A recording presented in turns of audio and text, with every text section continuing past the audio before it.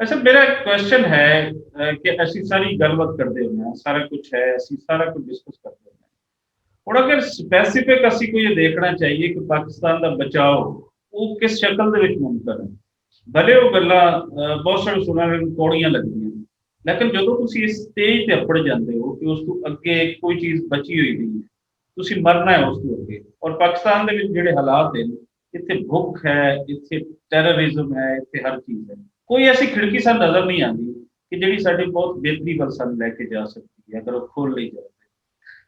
ਇਮਰਾਨ ਖਾਨ ਦੀਆਂ ਸਪੀਚਸ ਕੁਝ ਹੋਰ ਸਨ, ਜਦੋਂ ਹਕੂਮਤ ਦੇ ਵਿੱਚ ਆਉਂਦੇ ਉਦੋਂ ਸਾਰੇ ਇਹਨਾਂ ਦੇ ਸਪੀਚਸ ਹੋ ਜਾਂਦੀਆਂ, ਜਦੋਂ ਆਪੋਜੀਸ਼ਨ ਦੇ ਵਿੱਚ ਹੁੰਦੇ ਨੇ ਥੋੜਾ ਜਿਹਾ ਪਬਲਿਕ ਦੀ ਗੱਲ ਕਰਦੇ ਨੇ, ਹਕੂਮਤ ਤੇ ਜਦ ਪਬਲਿਕ ਭੁੱਲ ਜਾਂਦੇ, ਔਰ ਉਹ ਪਾਲਿਸੀ ਕਦੇ ਸਾਹਮਣੇ ਨਹੀਂ ਲੈ ਕੇ ਆਉਂਦੇ ਜਿਹਦੇ ਵਿੱਚ ਕੋਈ ਲੰਬੀਆਂ ਉਹ ਚੱਲਣ ਤੇ ਇਨਸਾਨਾਂ ਦੇ ਤੇ ਪੈਦਾ ਹੋਵੇ, ਹਰ ਬੰਦਾ ਰੱਜ ਕੇ ਖਾਵੇ। ਪਾਕਿਸਤਾਨ ਨੂੰ ਕੀ ਕਰਨਾ ਪਏਗਾ ਆਪਣੇ ਬਚਾਅ ਵਾਸਤੇ? ਭਲੇ ਉਹ ਗੱਲਾਂ ਕੌੜੀਆਂ ਹਨ, ਜਿਹਦੇ ਵਿੱਚ ਤੁਸੀਂ ਕੀ ਦੇਖਦੇ ਹੋ ਕਿ ਇਹ ਅਗਰ ਪਾਕਿਸਤਾਨ ਕਰ ਲਏਗਾ ਤਾਂ ਪਾਕਿਸਤਾਨ ਬਿਹਤਰ ਦੂਸਰੀ ਦੁਨੀਆ ਦੇ ਵਿੱਚ ਖੜਾ ਹੋਏਗਾ, ਨਹੀਂ ਤੇ ਇਸ ਤੋਂ ਹੋਰ ਵੀ ਥੱਲੇ ਜਾਏਗਾ। ਦੇਖੋ ਜੀ, ਅੰਦਰ ਤੁਸੀਂ ਅਮਨ ਅਮਾਨ ਨਾਲ ਰਹੋ ਔਰ ਆਪਣੇ ਇਲਾਕੇ ਦੇ ਵਿੱਚ ਤੁਸੀਂ ਦੋਸਤੀਆਂ ਕਰੋ, ਇੱਕ ਦੂਸਰੇ ਨਾਲ ਮਿਲ ਕੇ ਟ੍ਰੇਡ ਕਰੋ, ਜਿਹੜੇ ਇਲਾਕਾਈ ਪ੍ਰੋਬਲਮ ਨੇ ਉਹਨਾਂ ਨੂੰ ਹੱਲ ਕਰਨ ਲਈ ਤੁਸੀਂ ਕੋਆਪਰੇਟ ਕਰੋ। ਪਾਕਿਸਤਾਨ ਨੇ ਤੇ ਇਹਨਾਂ ਚੀਜ਼ਾਂ ਤੇ ਕਦੀ ਆਪਣਾ ਟਾਈਮ ਹੀ ਨਹੀਂ ਦਿੱਤਾ। ਇੰਡੀਆ ਨਾਲ ਪਹਿਲੇ ਦਿਨ ਤੋਂ ਝਗੜਾ ਪਾਇਆ ਔਰ 4 ਜੰਗਾਂ ਹੋ ਗਈਆਂ ਨੇ, ਔਰ ਹੁਣ ਜਾ ਕੇ ਸੀਜ਼ ਫਾਇਰ ਲਾਈਨ ਦੇ ਉੱਤੇ it's all quite, very very good. ਔਰ ਜਨਰਲ ਕਮਰ ਬਾਜਵਾ ਦਾ ਜਿਹੜਾ 7 ਘੰਟੇ ਜਰਨਲਿਸਟਾਂ ਨਾਲ ਗੱਲ ਹੋਈ ਹੈ, ਉਹਦੇ ਜਿਹੜੀ ਖਬਰਾਂ ਆਈਆਂ ਨੇ ਉਹ ਬਹੁਤ ਪੋਜ਼ਿਟਿਵ ਖਬਰਾਂ ਨੇ ਕੀ ਕਿ ਅਸੀਂ ਖਬਰਾਂ ਇੰਡੀਆ ਨਾਲ ਜਿਹੜੇ ਤਾਲੁਕਾਤ ਬਣਾਵਾਂਗੇ ਉਹਦੇ 'ਚ ਕਸ਼ਮੀਰ ਨੂੰ ਦੀ ਬੁਨਿਆਦ ਤੇ ਕਿ ਪਹਿਲੇ ਉਹਨੂੰ ਹੱਲ ਕੀਤਾ ਜਾਏ, ਉਹ ਨਹੀਂ ਬਣੇਗਾ, ਬਲਕਿ ਆਰਾਮ ਨਾਲ ਆਰਗੂਮੈਂਟ ਦੇ ਨਾਲ ਉਹ ਮਸਲਾ ਵੀ ਹੱਲ ਹੋਏਗਾ। ਇਹ ਸਾਈਨ ਮੈਚੁਰਿਟੀ ਦਾ। ਜੇ ਇਸ ਦੇ ਉੱਤੇ ਤੁਸੀਂ ਹੁਣ ਆਓ ਵਾਰ, ਤੇ ਅਫਗਾਨਿਸਤਾਨ ਵਿੱਚ ਵੀ ਤੁਸੀਂ ਹੁਣ ਅਮਰੀਕਾ ਜਾ ਰਹੇ ਆ ਨਾ, ਉੱਥੇ ਤਾਲਿਬਾਨ ਨੂੰ ਕਿਉਂ ਪ੍ਰਮੋਟ ਕਰੋਗੇ? ਨਾ ਕਰੋ। ਤੁਸੀਂ ਅਫਗਾਨਾਂ ਨੂੰ ਆਜ਼ਾਦ ਰਹਿਣ ਦਿਓ, ਉਹਨਾਂ ਨੂੰ ਵੀ ਅਮਨ ਦੇ ਨਾਲ ਆਪਣੇ ਮਸਾਇਲ ਹੱਲ ਕਰਨ ਦਿਓ। ਤੁਸੀਂ ਐਕਸਟ੍ਰੀਮਿਜ਼ਮ ਜੇ ਘਰ 'ਚ ਤਿਆਰ ਕਰੋਗੇ ਉਹ ਤੁਹਾਡੇ ਗਲੇ ਪਵੇਗੀ। ਤੁਸੀਂ ਖੁਦ ਹੀ ਆਪਣਾ ਦੇਖ ਲਓ ਨਾ, ਉਹ ਜਿਹੜੀ ਹੈ ਇਸਲਾਮਾਬਾਦ ਦੇ ਵਿੱਚੋਂ ਰਾਣਾ ਕੀ ਨਾਂ ਨੇ ਉਹਦਾ, ਆਮਿਰ ਜਾਂ ਕੀ, ਉਹ ਅੱਛੇ ਆਦਮੀ ਨੇ, ਉਹ ਛਾਪਦੇ ਰਹਿੰਦੇ ਨੇ ਔਰ ਉਹਦੇ 'ਚ ਪਤਾ ਲੱਗਦਾ ਕਿ ਟੈਰਰਿਜ਼ਮ ਦੇ ਵਿੱਚ ਸਭ ਤੋਂ ਜ਼ਿਆਦਾ ਜਾਨਾਂ ਪਾਕਿਸਤਾਨੀਆਂ ਦੀ ਗਈਆਂ ਨੇ। ਦੁਨੀਆ ਨੂੰ ਤੁਸੀਂ ਕਸ਼ਮੀਰ ਵਿੱਚ ਜਾ ਕੇ ਠੀਕ ਹੈ, ਉੱਥੇ ਵੀ ਐਕਟੀਵਿਟੀ ਕੀਤੀ, ਬੰਬੇ ਕੀਤੀ, ਹੋਰ ਵੀ ਕੀਤੀ, ਔਰ ਲੇਕਿਨ ਜ਼ਿਆਦਾਤਰ ਤੇ ਤੁਹਾਡੇ ਅੰਦਰ ਟੈਰਰਿਜ਼ਮ ਹੋਈ ਹੈ। ਤੁਹਾਡੇ ਜਰਨੈਲਾਂ ਦੇ ਉੱਤੇ ਅਟੈਕ ਹੋਏ ਨੇ, ਪਰਵੇਜ਼ ਮੁਸ਼ਰਫ ਦੇ ਉੱਤੇ 3 ਅਟੈਕ ਹੋਏ ਨੇ, ਤੇ ਤੁਸੀਂ ਬਚ ਕੇ ਕਿੱਥੋਂ ਜਾਓਗੇ ਜੇ ਇਹੋ ਜਿਹੀ ਹਰਕਤਾਂ ਕਰੋਗੇ? ਤਹਿਰੀਕ ਲਬੈਕ ਪਾਕਿਸਤਾਨ ਨੂੰ ਤੁਸੀਂ ਹੁਣ ਕਹਿੰਦੇ ਤੇ ਹੋ ਕਿ ਬੈਨ ਕਰਤਾ, ਤੇ ਫਿਰ ਉਹਦੇ ਨਾਲ ਮੁਜ਼ਾਕਰਾਤ ਕਾਹਦੇ ਹੋ ਰਹੇ ਨੇ? ਬੈਨ ਆਰਗੇਨਾਈਜੇਸ਼ਨ ਨਾਲ ਤੇ ਨਹੀਂ ਹੁੰਦੇ।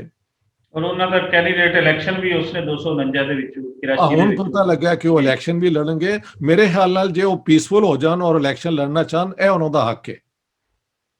ਮੈਂ ਸਿਰਫ ਉਹਨੂੰ ਬੈਨ ਕਰਨ ਦੇ ਹੱਕ 'ਚ ਹਾਂ ਜਿਹੜਾ ਕਿ ਟੈਰਰਿਜ਼ਮ ਇਸਤੇਮਾਲ ਕਰਦਾ ਹੈ ਔਰ ਨਫ਼ਰਤ ਫੈਲਾਉਂਦਾ ਹੈ ਇੱਕ ਦੂਸਰੇ ਦੇ ਖਿਲਾਫ। ਜੇ ਇਹ 2 ਚੀਜ਼ਾਂ ਤੋਂ ਹਟ ਜਾਣ, ਤਹਿਰੀਕ ਲਬੈਕ ਪਾਕਿਸਤਾਨ, ਔਰ ਉਹ ਇਲੈਕਸ਼ਨ ਜਮਹੂਰੀ ਤਰੀਕੇ ਨਾਲ ਲੜਨ, why not?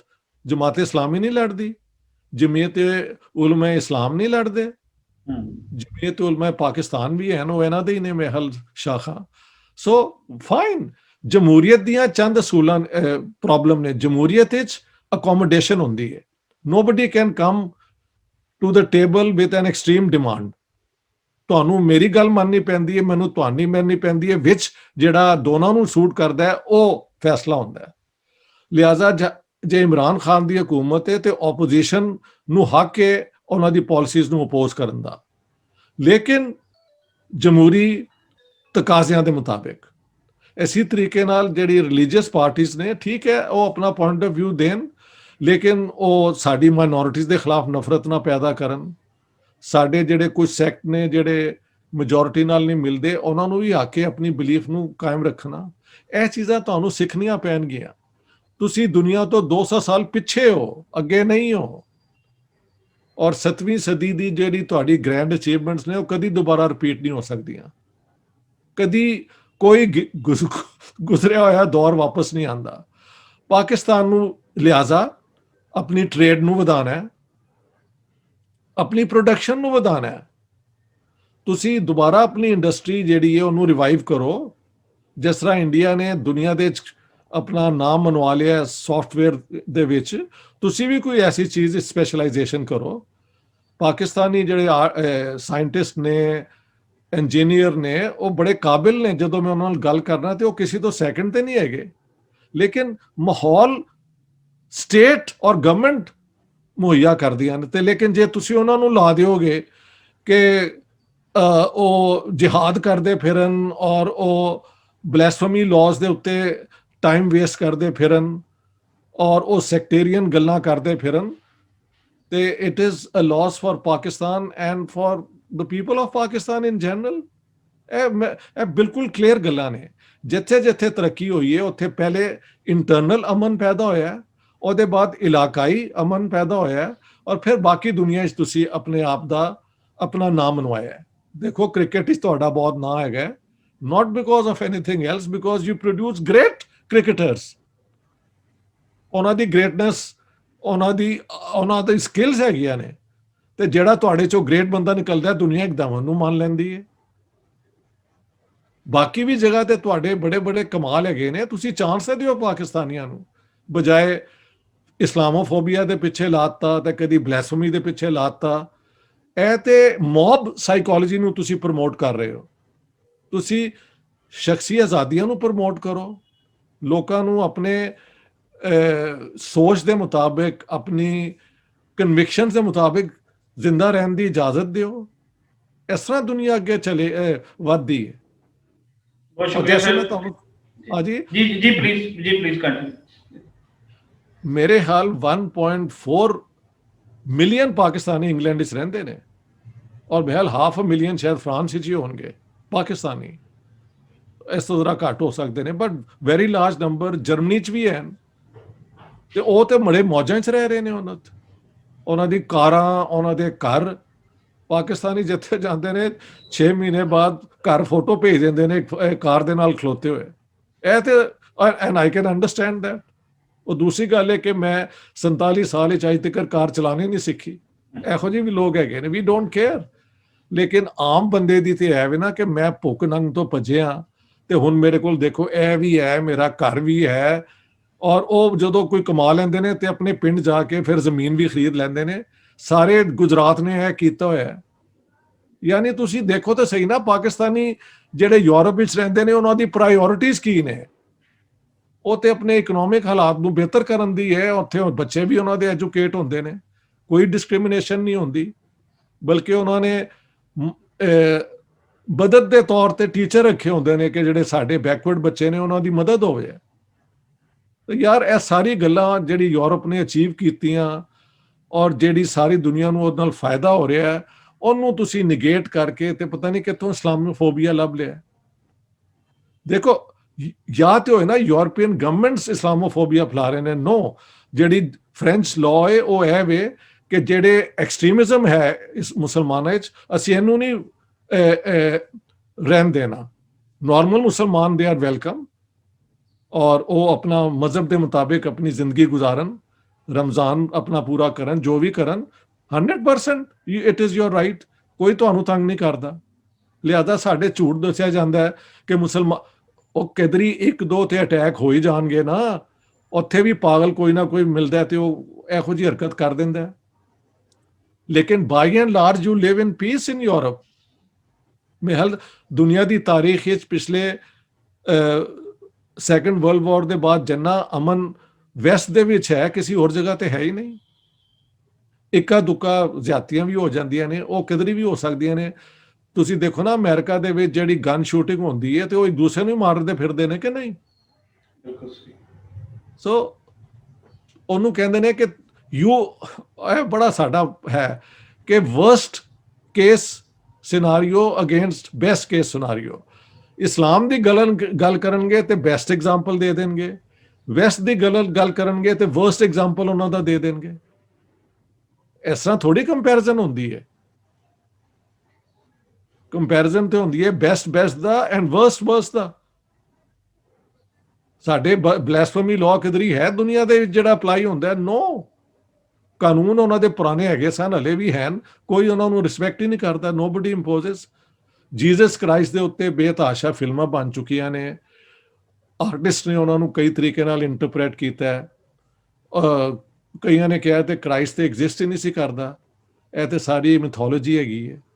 And people read it, ਔਰ ਕੁਝ ਲੋਕ ਅਗਰੀ ਕਰਦੇ ਨੇ, ਕੁਝ ਲੋਕ ਉਹਦੇ 'ਚ ਇੰਟਰਸਟਿਡ ਹੀ ਨਹੀਂ ਹੁੰਦੇ। ਉਹ ਜਾ ਕੇ ਆਪਣੀ ਫਿਸ਼ਿੰਗ ਕਰਦੇ ਨੇ, ਉਹ ਪਿਕਨਿਕ ਕਰਦੇ ਨੇ, ਉਹਨਾਂ ਦਾ ਇੰਟਰਸਟ ਹੀ ਨਹੀਂ ਹੈ। ਤੁਸੀਂ ਕਿੱਥੋਂ ਇਹ ਲੈ ਆਏ ਹੋ ਇੱਕ ਆਪਣਾ ਇਸ ਕਿਸਮ ਦੀ ਮੌਬ ਸਾਈਕੋਲੋਜੀ? ਬਲੈਸਫੇਮੀ ਕੀ ਹੈ? ਮੁਸਲਮਾਨ ਜਿਹੜੇ ਨੇ ਹਜ਼ਰਤ ਈਸਾ ਨੂੰ ਸਨ ਆਫ ਗੋਡ ਨਹੀਂ ਮੰਨਦੇ, ਟ੍ਰਿਨਿਟੀ ਨੂੰ ਨਹੀਂ ਮੰਨਦੇ, ਤੇ ਕ੍ਰਿਸਚੀਅਨਸ ਤੇ ਕਹਿ ਸਕਦੇ ਨਾ ਵੀ ਇਹ ਬਲੈਸਫੇਮੀ ਹੈ, ਜਾਂ ਮੰਨੋ ਤੇ ਜਾਂ ਜਾਓ ਇੱਥੋਂ। ਤੇ ਅਸੀਂ ਮਿਰਜ਼ਾ ਗੁਲਾਮ ਅਹਿਮਦ ਨੂੰ ਜਿਹੜੇ ਹਨ ਉਹ ਨਹੀਂ ਮੰਨਦੇ, ਤੇ ਇਹ blasphemy from Ahmadi point of view ਹੈ ਨਾ। ਔਰ ਸਾਡੇ ਪੁਆਇੰਟ ਆਫ ਵਿਊ ਤੋਂ ਮਿਰਜ਼ਾ ਸਾਹਿਬ ਦਾ ਕਲੇਮ ਕਰਨਾ ਜਿਹੜਾ ਕਿ ਮੈਂ ਨਬੀ ਹਾਂ, ਉਹ ਵੀ ਤੁਸੀਂ ਸਾਰੇ ਹਿੰਦੂ ਗੋਡਸ ਨੂੰ ਮੰਨਦੇ ਹੋ, ਤੇ that's not blasphemy. What is blasphemy? It means ਕਿ ਤੁਸੀਂ ਖੁਦਾ ਦੇ ਆਈਡੀਆ ਨੂੰ ਔਰ ਕਿਸੇ ਮਜ਼ਹਬ ਦੇ ਖਿਲਾਫ ਬੋਲਦੇ ਹੋ। ਤਾਂ ਅਸੀਂ ਤੇ ਹਰ ਮਜ਼ਹਬ ਦੇ ਖਿਲਾਫ ਬੋਲ ਰਹੇ ਹੁੰਦੇ ਹਾਂ। ਅਸੀਂ ਸਿਰਫ ਆਪਣੀ ਤਾਰੀਫ ਕਰ ਰਹੇ ਹੁੰਦੇ ਹਾਂ, ਔਰ ਆਪਣੀ ਤਾਰੀਫ ਕਰਦੇ ਮੁਨੀਰ ਰਿਪੋਰਟ ਨੇ ਕਿਹਾ ਸੀ ਕਿ 2 ਆਲਮ ਨਹੀਂ ਦੱਸ ਸਕਦੇ ਇਸਲਾਮ ਦੀ ਤਾਰੀਫ ਕਿ ਇਸਲਾਮ ਕੀ ਹੈ। ਇਹ ਤੇ ਹਾਲ ਹੈ ਇਹਨਾਂ ਦਾ। ਇਹ ਮੁਨੀਰ ਰਿਪੋਰਟ ਜਿਹੜੀ ਹੈ ਸਾਡੇ ਜਸਟਿਸ ਨੇ ਤਿਆਰ ਕੀਤੀ ਸੀ ਨਾ 1953 ਵਿੱਚ। ਜੀ। ਹਾਂ, ਲਿਹਾਜ਼ਾ ਸਾਡੇ ਕੋਲ ਕੁਝ ਵੀ ਨਹੀਂ ਦੁਨੀਆ ਨੂੰ ਦੇਣ ਲਈ। ਜੋ ਚੀਜ਼ ਆਪ ਤੁਹਾਡੀ ਬੈਸਟ ਪ੍ਰੋਡਕਟ ਨੇ ਉਹ ਇੱਕਦਮ ਦੁਨੀਆ ਲੈ ਲੈਂਦੀ ਹੈ। ਤੁਹਾਡੇ cricketers for example, music Nusrat Fateh Ali Khan ਦੇਖ ਲਓ ਤੁਸੀਂ। ਹਾਂ ਦੇਖੋ, ਵਾਹ ਖੂਬਸੂਰਤ, ਕਿੱਥੋਂ ਮੈਂ ਭੁੱਲ ਗਿਆ ਸਾਂ। ਨੁਸਰਤ ਫਤਿਹ ਅਲੀ ਖਾਨ ਸਾਰੀ ਦੁਨੀਆ ਛਾ ਗਏ ਸਨ because his art was so great. ਬਹੁਤ ਮਿਹਰਬਾਨੀ, ਤੁਸੀਂ ਮੈਨੂੰ ਯਾਦ ਦਿਲਾਤਾ ਹੈ। ਅਗਲੇ ਵੀਡੀਓ 'ਚ ਮੈਂ ਉਹਨਾਂ ਦਾ ਵੀ ਜ਼ਿਕਰ ਕਰਾਂਗਾ ਕ੍ਰਿਕਟਰਸ ਦੇ ਇਲਾਵਾ।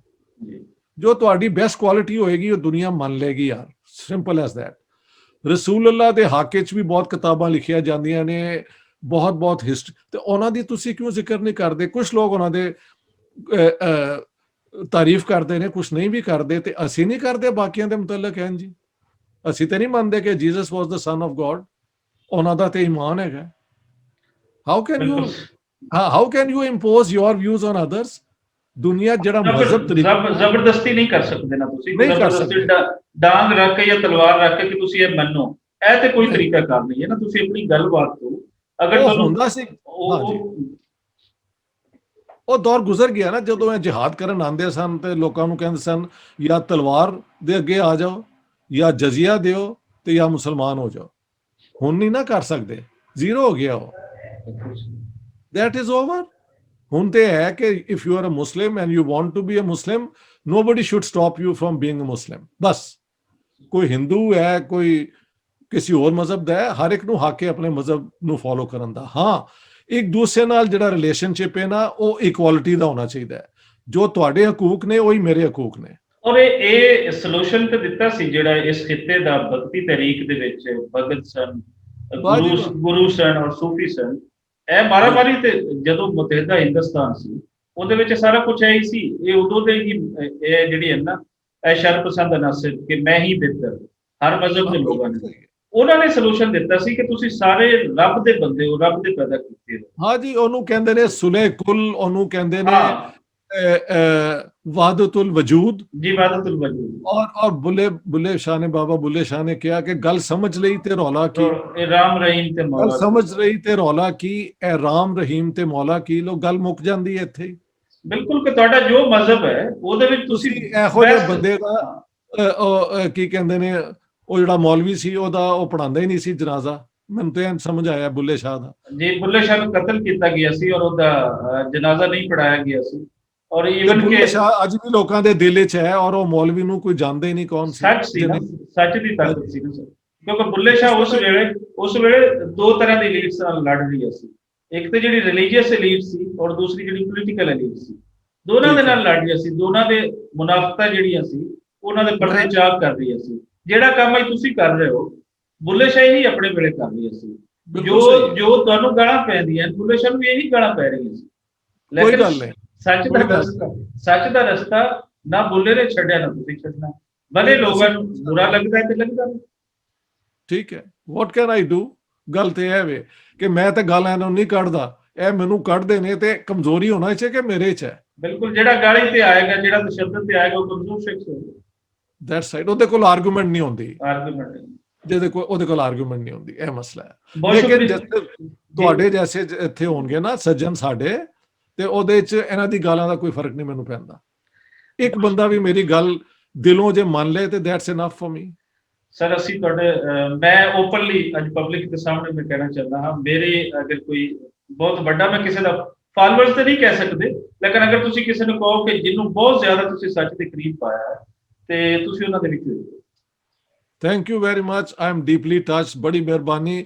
ਔਰ ਸਾਡੇ ਸਾਰੇ ਪੰਜਾਬੀ ਸੁਣਨ ਵਾਲਿਆਂ ਨੂੰ ਮੇਰੇ ਵੱਲੋਂ ਬਹੁਤ ਬਹੁਤ ਪਿਆਰ ਔਰ ਮੁਹੱਬਤ।